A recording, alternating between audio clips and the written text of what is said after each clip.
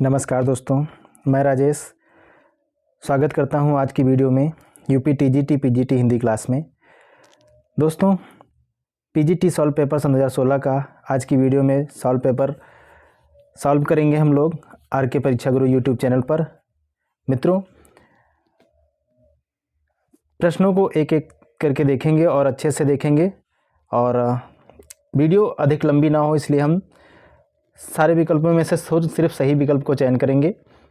चलिए दोस्तों, शुरुआत करते हैं आज की वीडियो की। इससे पहले जो मित्र हमारे चैनल पर पहली बार हैं, चैनल को सब्सक्राइब कर बेल आइकन को दबा दें और वीडियो अगर अच्छा लगता है तो लाइक और शेयर कर दें। तो चलिए मित्रों, शुरू करते हैं आज के वीडियो के पहले प्रश्न की। वीडियो का पहला प्रश्न है, यथाशक्ति में कौन सा समास है? तो पहला प्रश्न का विकल्प नंबर डी सही हो जाएगा, अव्ययी भाव। अव्ययी भाव समास हो जाएगा। प्रश्न नंबर 2 है, नील गाय में कौन सा समास है? प्रश्न नंबर 2 का विकल्प नंबर सी सही हो जाएगा, कर्मधारय। कर्मधारय समास है। अगला है प्रश्न नंबर 3 है, लिंग किस भाषा का शब्द है? लिंग किस भाषा का शब्द है? प्रश्न नंबर 3 का विकल्प नंबर सी सही हो जाएगा, संस्कृत। प्रश्न नंबर 4, ठाकुर शब्द का स्त्रीलिंग क्या होगा? 4 का विकल्प नंबर बी सही हो जाता है, ठकुराइन। प्रश्न नंबर 5 है, चिड़िया शब्द का प्रयोग बहुवचन में क्या होता है? 5 का विकल्प नंबर हमारा ए सही हो जाता है, चिड़िया। प्रश्न नंबर 6 है, वह कार मेरी है, इस वाक्य में कौन सा कारक है? 6 का विकल्प नंबर हमारा सही हो जाता है बी, संबंध कारक है। प्रश्न नंबर 7 है, अश्व का पर्यायवाची शब्द है। प्रश्न नंबर 7 का विकल्प नंबर ए सही हो जाएगा, अश्व का पर्यायवाची शब्द घोटक है। अगला है प्रश्न नंबर 8 है, निम्नलिखित में से कौन सा पर्यायवाची शब्द युग्म सही नहीं है? 8 का विकल्प नंबर हमारा डी सही हो जाता है, गाय द्विज सही नहीं है, बाकी सब सही हैं। प्रश्न नंबर 9, उत्थान का विलोम शब्द क्या है? उत्थान का विलोम शब्द क्या है? प्रश्न नंबर 9 का विकल्प नंबर हमारा बी सही हो जाएगा, पतन। अगला है प्रश्न नंबर 10 है, उल्लास का विलोम शब्द क्या है? उल्लास का विलोम शब्द हमारा विकल्प नंबर हो जाएगा डी, 10 का डी सही हो जाएगा, नैराश। उल्लास का नैराश हो जाएगा, उल्लास का नैराश। विकल्प नंबर डी सही हो जाएगा। प्रश्न नंबर 11 है, कम बोलने वाले के लिए एक शब्द क्या होगा? 11 का विकल्प नंबर ए सही हो जाएगा, मितभाषी। प्रश्न नंबर 12 है, जिसकी भुजाएं घुटनों तक लंबी हो के लिए एक शब्द क्या होगा? 12 का विकल्प नंबर ए सही हो जाता है, अजान बाहु। अजान बाहु। प्रश्न नंबर 13 है, अपने हाथ से स्वयं काम करो वाक्य का शुद्ध रूप क्या होगा? प्रश्न नंबर 13 का विकल्प नंबर हमारा डी सही हो जाता है, हाथ से अपना काम करो। सही विकल्प हो जाएगा, हाथ से अपना काम करो, डी। अगला है प्रश्न नंबर 14 है, एकमात्र सहारा होना, सहारा का सही अर्थ क्या होगा? एकमात्र सहारे का अर्थ क्या सही अर्थ क्या होगा? मुहावरे का अर्थ पूछा गया है। तो 14 का विकल्प नंबर सी से हो जाएगा, अंधे की लाठी होना। अंधे की लाठी होना मुहावरे का सही अर्थ है, एकमात्र सहारा होना। तो 14 का सी सही जाएगा। प्रश्न नंबर 15 है, ऊंट के मुंह में जीरा का सही अर्थ क्या होगा? 15 का विकल्प नंबर हमारा सही जाता है ए, बहुत थोड़ा। बहुत थोड़ा। प्रश्न नंबर हमारा 16 है, अभिज्ञान शाकुंतलम नाटक के लेखक का नाम बताइए। आसान सा प्रश्न है। 16 का विकल्प नंबर हमारा सही जाता है सी, कालिदास। प्रश्न नंबर 17 है, इनमें से कौन सा नाटक भास का नहीं है? भास का नहीं है ये पूछा गया है। तो 17 का विकल्प नंबर हमारा डी सही हो जाएगा, मालविकाग्निमित्रम। इनका नहीं है, भास का नहीं है। प्रश्न नंबर 18 है, स्वप्नवास दत्तम नाटक के लेखक का नाम बताइए। 18 का विकल्प नंबर हमारा बी सही जाता है, भास। अगला है प्रश्न नंबर 19 है, भारवी की माता का क्या नाम था? भारवी की माता का क्या नाम था? प्रश्न नंबर 19 का विकल्प नंबर हमारा सही हो जाता है ए, सुशीला। भारवी की माता का नाम सुशीला था। मोस्ट इंपॉर्टेंट प्रश्न है, कई बार पूछा गया है, ऐसे प्रश्न पूछे जाते हैं। प्रश्न नंबर 20 है, शिशुपाल वध रचना के लेखक का नाम बताइए। 20 का विकल्प नंबर हमारा ए सही हो जाता है, माघ। शिशुपाल वध किसकी रचना है? माघ की है। प्रश्न नंबर 21 है, श्रीहर्ष के पिता का नाम क्या था? तो यानी श्रीहर्ष के पिता का नाम बताइए। 21 का विकल्प नंबर हमारा सही हो जाता है सी, हीरा। श्रीहर्ष के पिता का नाम था हीरा। अगला है प्रश्न नंबर 22 है, 10 कुमार चरित के लेखक का नाम बताइए। 10 कुमार चरित किसकी रचना है? 22 का विकल्प नंबर ए सही होगा, दंडी की है। प्रश्न नंबर 23 है, इनमें से कौन सी रचना दंडी की नहीं है? 23 का विकल्प नंबर हमारा सही जाता है डी, दंडी की नहीं है पूछा गया, तो कादम्बरी नहीं है, दंडी की बाणभट्ट की है। अगला है प्रश्न नंबर 24 है, सही संधि विच्छेद का चयन कीजिए। सही संधि विच्छेद का चयन करना है, तो 24 का विकल्प नंबर हमारा सही हो जाता है बी, विद्या प्लस अर्थी सही संधि विच्छेद है। प्रश्न नंबर 25 है, यद्यपि का संधि विच्छेद है। यद्यपि का संधि विच्छेद सही संधि विच्छेद क्या होगा? तो 25 का विकल्प नंबर ए से हो जाएगा, यदि प्लस अपि। अगला है प्रश्न नंबर 26 है, हरिश्चेत शब्द में कौन सी संधि है? हरिश्चेत में कौन सी संधि है? 26 का विकल्प नंबर हमारा सही हो जाता है ए, इश्चित्त संधि है। हरिश्चेत में इश्चित्त संधि है। प्रश्न नंबर 27 देखते हैं। प्रश्न नंबर 27 है, पितृरक्षा शब्द में कौन सी संधि है? पितृरक्षा में कौन सी संधि है? 27 का विकल्प नंबर हमारा सही होता है सी, विसर्ग संधि है। पितृरक्षा में विसर्ग संधि है। प्रश्न नंबर 28 है, अनुदिनम में कौन सा समास है? अनुदिनम में कौन सा समास है? प्रश्न नंबर 28 का विकल्प नंबर ए सही हो जाता है, अव्ययी भाव समास है। अगला है प्रश्न नंबर 29, पीताम्बर शब्द में कौन सा समास है?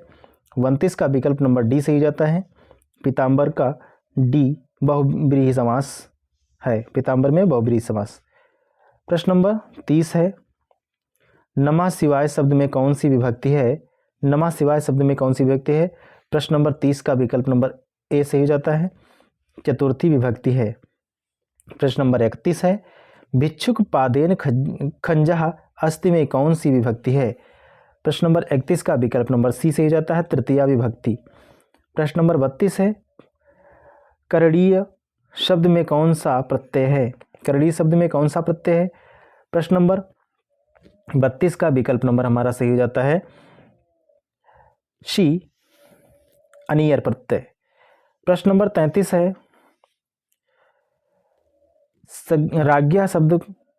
राज्ञा शब्द रूप में कौन सी विभक्ति है? राज्ञा शब्द में कौन सी विभक्ति है? प्रश्न नंबर 33 का विकल्प नंबर हमारा ए से हो जाता है, तृतीय विभक्ति।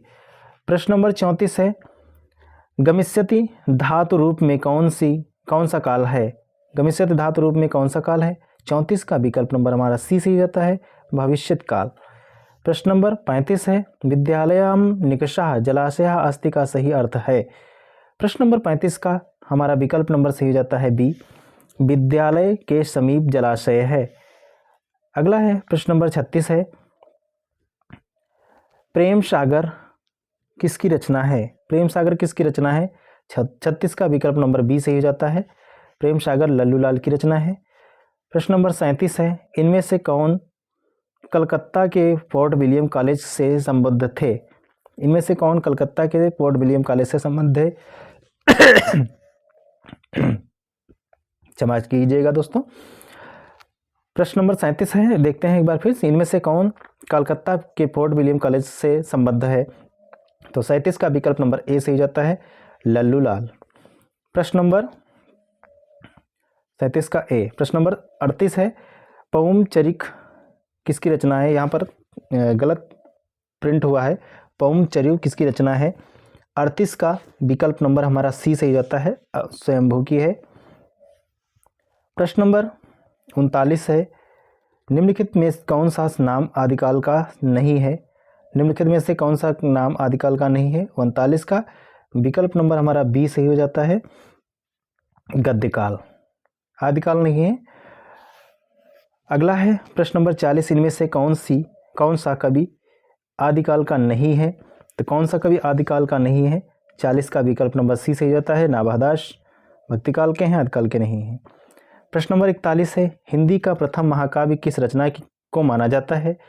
हिंदी का प्रथम काव्य किसे माना जाता है? तो 41 का विकल्प नंबर हमारा डी सही जाता है, पृथ्वीराज रासो को। 41 का डी सही हो जाएगा। अगला है प्रश्न नंबर 42 है, इनमें से कौन सी रचना आदिकाल की है? आदिकाल की कौन सी रचना है? तो 42 का विकल्प नंबर हमारा सही जाता है बी, विद्यापति पदावली आदिकाल की है। अगला है प्रश्न नंबर 43 है, प्रश्न नंबर 43 है, बीसल देव रासो के रचयिता कौन हैं? बीसल देव रासो के रचयिता कौन है? प्रश्न नंबर 43 का विकल्प नंबर हमारा सही हो जाता है नरपतिनाल, बी ऑप्शन 43, प्रश्न नंबर 43 का ऑप्शन बी। प्रश्न नंबर 44 है, इनमें से कौन सी भाषा आदिकाल की है? कौन सी भाषा आदिकाल की है? 44 का विकल्प नंबर सी सही हो जाता है, डिंगल पिंगल। प्रश्न नंबर 45 है, हिंदी के किस काल को स्वर्ण युग कहा जाता है? हिंदी के किस काल को स्वर्ण युग कहा जाता है? प्रश्न नंबर 45 का विकल्प नंबर हमारा सी सही हो जाता है, भक्ति काल को स्वर्ण युग काल कहा जाता है। अगला है प्रश्न नंबर 46 है, कबीरदास की मृत्यु कहाँ हुई? कबीरदास की मृत्यु कहाँ हुई? 46 का विकल्प नंबर हमारा सही हो जाता है बी, मगहर में हुई थी। कबीरदास की मृत्यु कहाँ हुई थी? मगहर में हुई थी। प्रश्न नंबर 47 है, कबीरदास के गुरु कौन थे? कबीरदास के गुरु कौन थे? तो 47 का विकल्प नंबर हमारा सही जाता है बी, राघवानंद थे। प्रश्न नंबर 48 है, संत काव्य नाम किसने दिया है? संत काव्य नाम किसने दिया है? 48 का विकल्प नंबर हमारा सही जाता है ए, आचार्य रामचंद्र शुक्ल ने संत काल नाम दिया है। प्रश्न नंबर 49 है, मसी कागद छुयो नहीं, कलम गयो नहीं हाथ,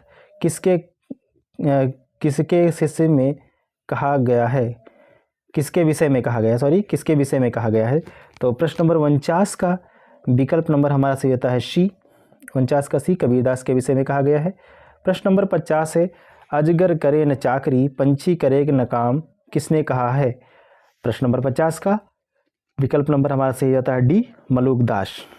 प्रश्न नंबर 51 है, इनमें से जायसी की कौन सी रचना नहीं है? प्रश्न नंबर 51, जायसी की रचना कौन सी नहीं है? तो पद्मावत, अखरावट आखिरी कलाम है, बाकी चित्रावली नहीं है। प्रश्न नंबर 51 का विकल्प नंबर हमारा डी सही जाता है। अगला है प्रश्न नंबर 52, कुतुबन के गुरु कौन थे? कुतुबन के गुरु कौन थे? 52 का विकल्प नंबर हमारा सही होता है सी, शेख बुरहान। शेख बुरहान जो थे कुतुबन के गुरु थे। प्रश्न नंबर 53 है, मधुमालती की रचना किसने की? मधुमालती की रचना किसने की? प्रश्न नंबर 53 का विकल्प नंबर सी सही जाता है, मंझन ने की। अगला है प्रश्न नंबर 54 है, पद्मावत को समासोक्ति किसने कहा है? पद्मावत को समासोक्ति किसने कहा है? 54 का विकल्प नंबर हमारा सही हो जाता है बी, आचार्य रामचंद्र शुक्ल ने। प्रश्न नंबर 55 है, अष्टछाप में कौन से सम्मिलित नहीं है? अष्टछाप में कौन से सम्मिलित नहीं है? तो 55 का विकल्प नंबर हमारा सही जाता है सी, केशवदास सम्मिलित नहीं है, बाकी सब हैं। प्रश्न नंबर 56 है, सूरदास कौन सी धारा के प्रतिनिधि कवि हैं? तो प्रश्न नंबर 56 का विकल्प नंबर हमारा सही होता है ए, कृष्ण काव्य धारा के प्रतिनिधि कवि हैं। प्रश्न नंबर 57 है, सूरदास किसके शिष्य थे? तो सूरदास वल्लभाचार्य के शिष्य थे, ए सही हो जाता है, 57 का ए सही हो जाएगा। प्रश्न नंबर 58 है, इनमें से पुष्टमार्गी कवि कौन है? पुष्टमार्गी कवि कौन है? तो 58 का विकल्प नंबर ए सही हो जाता है, सूरदास जी पुष्टमार्गी कवि हैं। अगला है प्रश्न नंबर 59 है, 59 है, कृष्ण गीतावली के रचनाकार हैं। कृष्ण गीतावली के रचनाकार कौन है? प्रश्न नंबर 59 का विकल्प नंबर हमारा सही था ए, तुलसीदास। प्रश्न नंबर 60 है, गोस्वामी जी के पिता का नाम क्या था? तो गोस्वामी जी के पिता का नाम प्रश्न नंबर 60 का विकल्प नंबर बी सही जाता है, आत्माराम था। प्रश्न नंबर 61 है, रामचरितमानस की भाषा क्या है? तो रामचरितमानस की भाषा क्या है? 61 का विकल्प नंबर हमारा सही था ए, अवधी भाषा है। प्रश्न नंबर 62 है, बिहारी किस धारा के कवि हैं? बिहारी किस धारा के कवि हैं? 62 का विकल्प नंबर हमारा सही था ए, रीति सिद्ध धारा के कवि हैं बिहारी। प्रश्न नंबर 63 है, दृग उर्झत टूटत कुटुम जुरत चतुर चित प्रीत, यह कथन किसका है? 63 का विकल्प नंबर हमारा सही था ए, बिहारी का है। प्रश्न नंबर 64 है, इनमें से कौन सा कवि रीतिमुक्त नहीं है? कौन सा कवि रीतिमुक्त नहीं है? तो 64 का विकल्प नंबर हमारा सही होता है डी, बिहारी रीतिमुक्त नहीं है, बल्कि अभी आपने पढ़ा रीति सिद्धि हैं। प्रश्न नंबर 62 में बिल्कुल दिया गया है। अगला है प्रश्न नंबर 65 है, घनानंद किस वर्ग के कवि हैं? तो घनानंद किस वर्ग के कवि हैं? रीतिबद्ध, रीतिमुक्त, रीति सिद्ध, छायावाद किसके हैं? तो 65 का विकल्प नंबर बी सही जाता है, रीत मुक्त कवि हैं। 65 का बी। प्रश्न नंबर 66 है, रामचंद्रिका किस कवि की कृति है? रामचंद्रिका किस कवि की कृति है? 66 का विकल्प नंबर हमारा सी सही जाता है, केशवदास। प्रश्न नंबर 67 है, बिहारी की रचना का क्या नाम है? बिहारी की रचना का क्या नाम है? तो 67 का विकल्प नंबर हो जाएगा बिहारी सतसई, बी सही हो जाएगा, 67 का बी। अगला है प्रश्न नंबर 68 है, भारतेंद्र जी ने किस पत्रिका का संपादन किया था? तो भारतेंद्र जी ने कवि सुधा, ऑप्शन सी सही हो जाएगा। प्रश्न नंबर 69 है, भारतेंद्र जी ने किस नाटक में स्वयं अभिनय किया है? स्वयं अभिनय किया है भारतेंद्र जी ने। तो प्रश्न नंबर 69 का विकल्प नंबर डी सही जाता है, अंधेर नगरी। अंधेर नगरी में भारतेंद्र जी ने स्वयं अभिनय किया है। प्रश्न नंबर 70 है, भारतेंदु कालीन किस उपन्यास में आधुनिकता की शुरुआत मानी जाती है? ऑप्शन सी सही हो जाता है, 100 अजान 100 एक सुजान, 100 अजान 100 एक सुजान, ऑप्शन सी सही हो जाएगा। प्रश्न नंबर 71 है, द्विवेदी युग की कविता है, द्विवेदी युग की कविता है। तो 71 का विकल्प नंबर हमारा सही जाता है ए, उपदेशात्मक एवं इतिवृत्तात्मक कविता है। प्रश्न नंबर 72 है, मैथिली शरण गुप्त ने इतिहास के उचित नारी पात्र को निम्न पुरस्कार से प्रतिष्ठित किया है। तो 72 का विकल्प नंबर हमारा सही जाता है डी, साकेत। प्रश्न नंबर 73 है, मैं नीर भरी दुख की बदली, यह कथन किसका है? 73 का विकल्प नंबर ए सही जाता है, महादेवी वर्मा का। अगला है प्रश्न नंबर 74 है, प्रश्न नंबर 74 को देखते हैं। हिंदी काव्य की आधुनिक मीरा किसे कहा जाता है? हिंदी काव्य की आधुनिक मीरा महादेवी वर्मा को कहा जाता है, ऑप्शन ए। 74 का ऑप्शन ए सही हो जाता है। प्रश्न नंबर 75 है, छायावादी युग का प्रवर्तक किसे कहा जाता है? छायावादी युग का प्रवर्तक किसे कहा जाता है? तो 75 का विकल्प नंबर हमारा ए सही होता है, जयशंकर प्रसाद को। अगला है प्रश्न नंबर 76 है, प्रगतिवाद के अंतर्गत कौन सा विचार अमान्य है? प्रगतिवाद के अंतर्गत कौन सा विचार अमान्य है? तो 76 का विकल्प नंबर बी सही जाता है, रूपवाद। 77 है, और प्रश्न नंबर 77 है, दो राह समय के रथ का दुर्दनाद सुनो, सिंहासन खाली है। 77 है, दो राह समय के रथ का दुर्दनाद सुनो, सिंहासन खाली करो कि जनता आती है, यह पंक्ति किसकी कविता से उद्धृत है? तो 77 का विकल्प नंबर हमारा सही जाता है बी, रामधारी सिंह दिनकर। प्रश्न नंबर 78 है, अजय किस पात्र के संपादक रहे हैं? अजय किस पात्र के संपादक रहे हैं? किस पत्र के संपादक रहे हैं? अजय किस पत्र के संपादक रहे हैं? तो 78 का विकल्प नंबर बी सही जाता है, दैनिक। प्रश्न नंबर 79 है। प्रश्न नंबर 79, इनमें से कौन सी रचना धर्मवीर भारती की नहीं है? धर्मवीर भारती की नहीं है, ये पूछा गया है। तो प्रश्न नंबर 69 का विकल्प नंबर डी, हरिघास पर क्षणभर धर्मवीर भारती की नहीं है, ये अज्ञेय जी की है। अगला है प्रश्न नंबर 80 है। इनमें से कौन सी हिंदी की पहली कहानी मानी जाती है?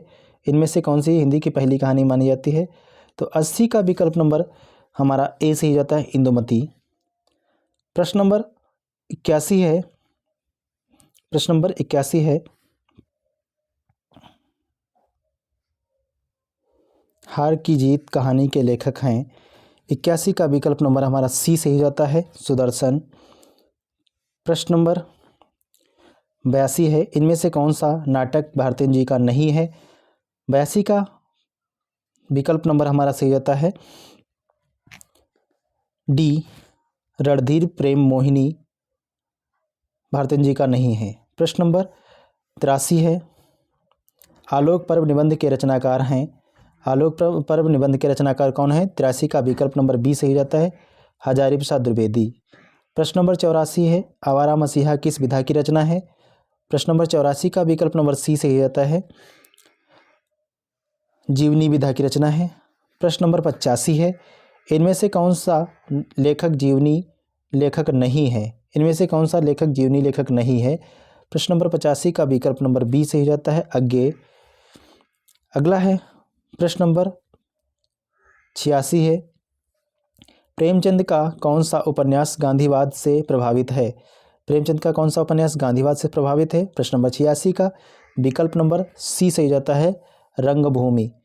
प्रश्न नंबर 87 है, आंचलिक उपन्यासों का प्रवर्तक किसे माना जाता है? तो 87 का विकल्प नंबर हमारा सी सही जाता है, फणीश्वरनाथ रेणु को। प्रश्न नंबर 88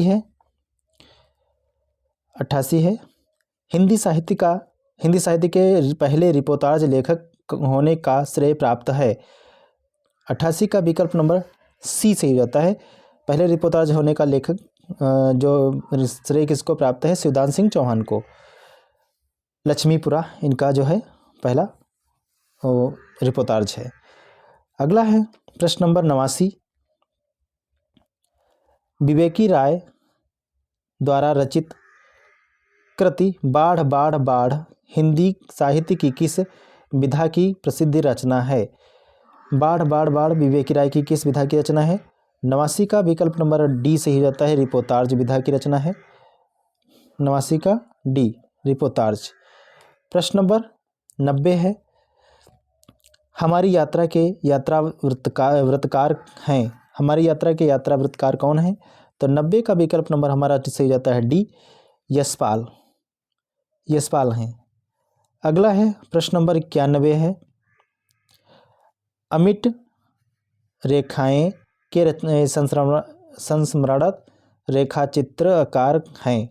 अमिट रेखाएं एक रचना है कि ये संस्मरण विधा की रचना है, इसके रेखा चित्र भी है और इसके रचनाकार कौन है ये पूछा गया है। तो 91 का विकल्प नंबर हमारा बी सही जाता है, सत्यवती मल्लिक। प्रश्न नंबर 92 है, महादेवी वर्मा के रेखा चित्र इनमें से कौन सा नहीं है? तो महादेवी वर्मा के रेखा चित्र इनमें से कौन सा नहीं है? 92 का विकल्प नंबर हमारा डी सही जाता है, ये सभी महादेवी वर्मा के रेखा चित्र इनमें से कौन सा नहीं है ये पूछा गया है। तो यहाँ पर प्रश्न को ध्यान से देखिएगा, इसमें यहाँ पर गलती है और इस प्रश्न में सन 2016 का मॉडल पेपर है यहाँ पर है। तो यहाँ पर लिखा गया महादेवी वर्मा के रेखा चित्र इनमें से कौन सा नहीं है ये पूछा गया है। तो यहाँ पर स्मृति की रेखाएं, अतीत के चलचित्र, पथ के साथी ये हैं और इसमें ऑप्शन जो दिया गया है डी, तो ये सभी हैं। यहाँ पर नहीं पूछा गया है, यहाँ है होना चाहिए, नहीं। तो इस प्रकार से ऑप्शन डी सही हो जाता है, सारे जो हैं रेखाचित्र महादेवी वर्मा के ही हैं। अगले हैं प्रश्न नंबर 93 को देखते हैं। महावीर प्रसाद द्विवेदी द्वारा रचित संस्मरण नहीं है, तो 93 का विकल्प नंबर सी सही हो जाता है, सभा की सभ्यता इनका नहीं, महावीर प्रसाद द्विवेदी का नहीं है। अगला है प्रश्न नंबर 94, नेताजी सुभाष चंद्र बोस द्वारा लिखित अपनी आत्मकथा का क्या नाम है? नेताजी सुभाष चंद्र बोस द्वारा लिखित अपनी आत्मकथा का क्या नाम है? तो 94 का विकल्प नंबर हमारा सही जाता है ए, तरुण के स्वप्न, नेताजी सुभाष चंद्र बोस की है। अगली है प्रश्न नंबर 95, रस की संख्या 8 किसने मानी है? रस की संख्या 8 किसने मानी है? तो 95 का विकल्प नंबर हमारा सी सही होता है, भरत मुनि ने। 95 का सी, भरत मुनि।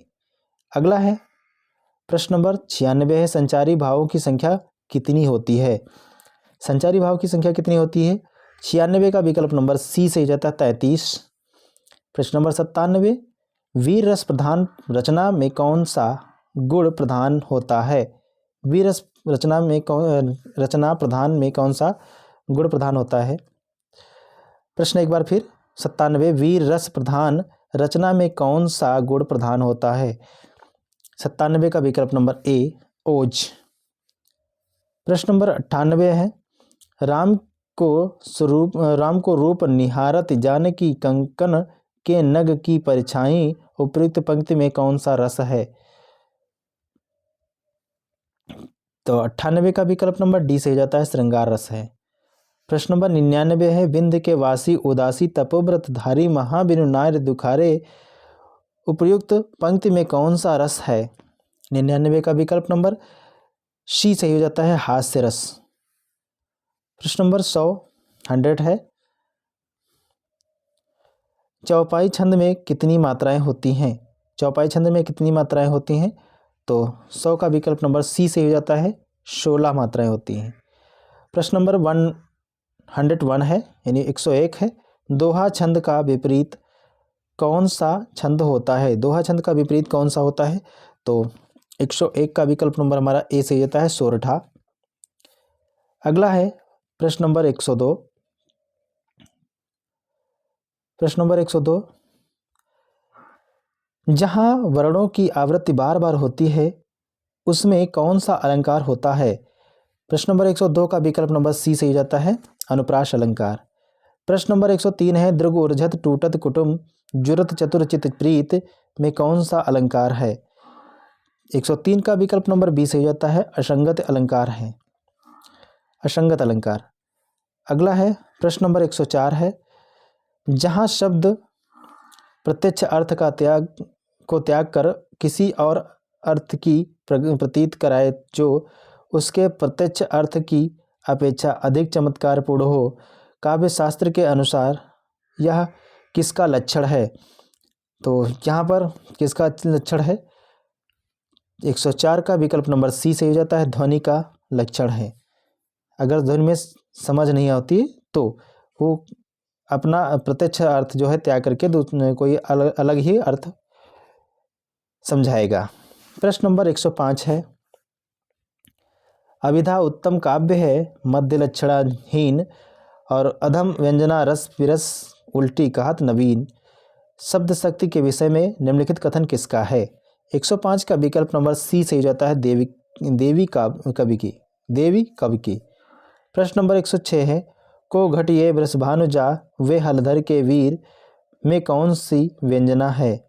106 का विकल्प नंबर ए से हो जाता है, शताब्दी व्यंजना।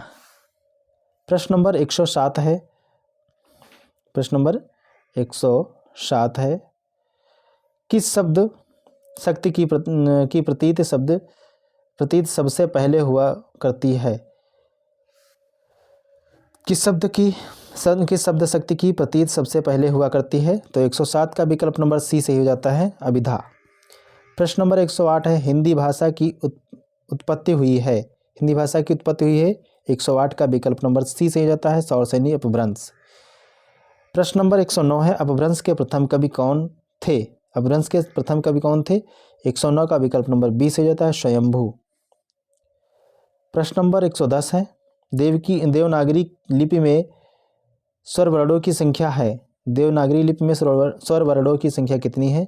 110 का विकल्प नंबर ए सही जाता है 11।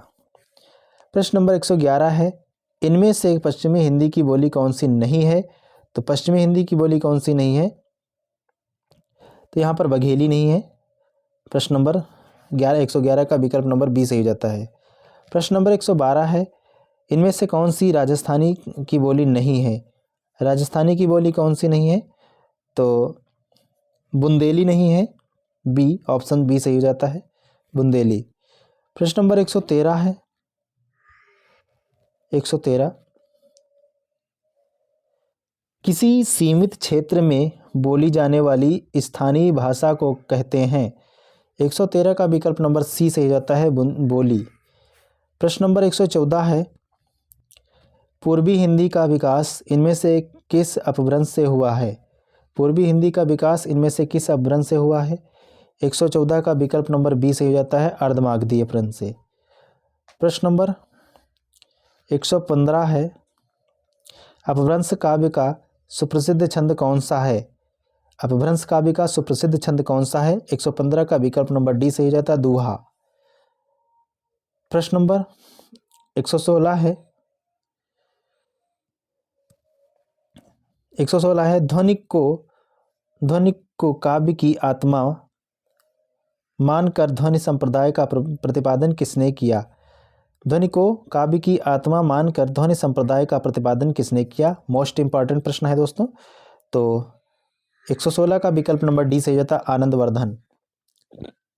प्रश्न नंबर 117 है, ध्वनि संप्रदाय के व्यवस्थित करने का श्रेय किसे जाता है?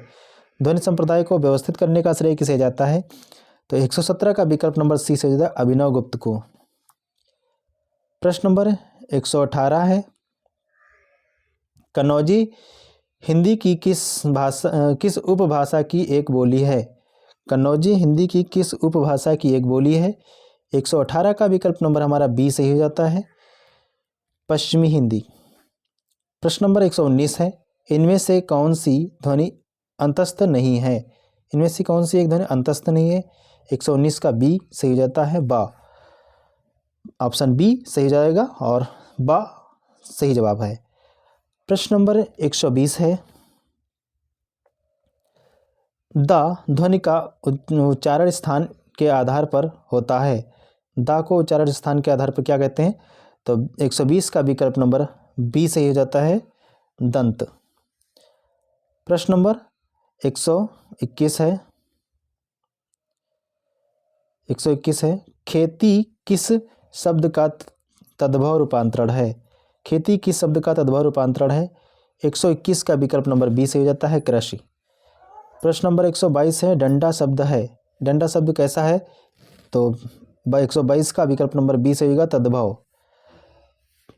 प्रश्न नंबर 123 है, सूर्योदय का संधि विच्छेद क्या है? सूर्योदय का संधि विच्छेद क्या है?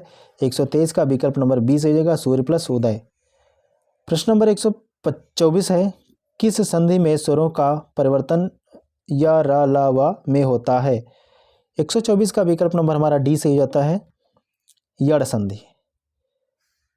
प्रश्न नंबर 125 है और आज की वीडियो का अंतिम प्रश्न है, नायक का सही संधि विच्छेद क्या है? नायक का सही संधि विच्छेद क्या है? तो 125 का विकल्प नंबर डी सही जाता है नय प्लस अकाह। नय प्लस अकाह। तो इस प्रकार से आज की वीडियो के 125 महत्वपूर्ण प्रश्न समाप्त होते हैं। सन 2016 में हुआ पेपर यूपी पीजीटी का हिंदी का है, मोस्ट इम्पॉर्टेंट प्रश्न है, सारे हैं और फास्ट रिवीजन है। तो मित्रों, बहुत ही कम समय में हमने आज की वीडियो में प्रश्नों को आपको कराया है।